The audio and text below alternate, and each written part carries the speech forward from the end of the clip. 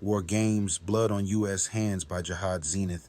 They call it diplomacy, they call it de-escalation, but the reality is participation.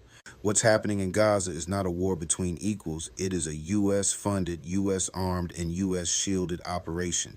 Behind every speech about peace lies a trail of taxpayer dollars, weapon shipments, and UN vetoes, the fingerprints of American complicity financing the fire. From October 2023 to September 2024, the United States spent $76 billion tied to Israel's war, according to Brown University's Watson Institute. Of that, $17.9 billion was direct military aid and $4.86 billion went to U.S. regional operations.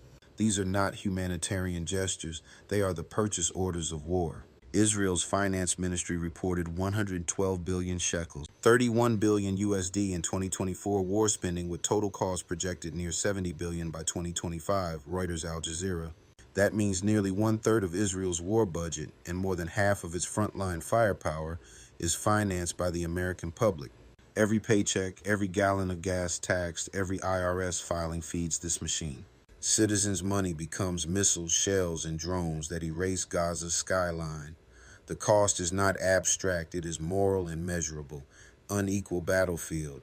Hamas has no jets, no tanks, no navy, only tunnels and improvised rockets. Israel commands one of the world's most advanced militaries, continually resupplied by Washington.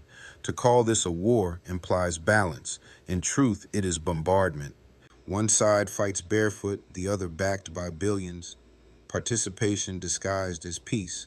Washington claims it seeks de-escalation, yet its actions feed escalation. Two U.S. carrier groups, the USS Gerald R. Ford and USS Dwight D. Eisenhower, stationed nearby. U.S. airstrikes in Yemen, Syria, and Iraq. Real-time intelligence shared through CENTCOM. Repeated UN vetoes blocking ceasefire votes. Weapons rush from U.S. stockpiles under emergency authority. This is not mediation. It is military coordination disguised as restraint. Trump's Gaza proposal.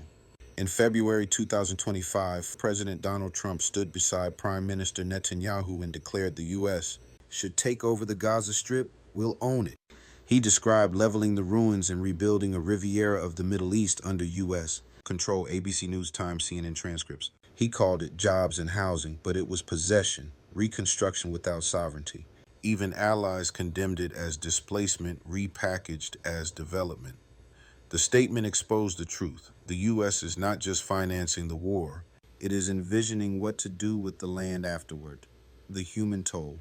By mid-2025, monitors estimated over 38,000 Palestinians dead, mostly women and children.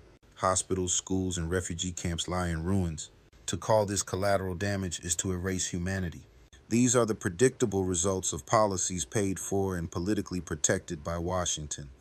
The price of complicity. International law is clear. A state that aids another in violating humanitarian law shares responsibility. Article 16 of the UN Articles on State Responsibility calls this complicity. When U.S.-made bombs kill families, when U.S. vetoes block accountability, and when U.S. taxpayers foot the bill, America stands in the war zone too. This is not de-escalation, it is orchestration, not peacekeeping, but profiteering. War has become business, and taxpayers are its involuntary investors. Conclusion: the war game at home. Every citizen who pays taxes contributes to this enterprise. Every withheld dollar becomes a silent vote for continuation. The conflict may rage abroad, but its funding begins at home, in paychecks, in budgets, in complacency. When you fund the war, you join the war. The blood on Gaza's streets flows through America's economy. And in this game of power and profit, the scoreboard is written not in victories, but in lives lost and consciences sold, or sources won.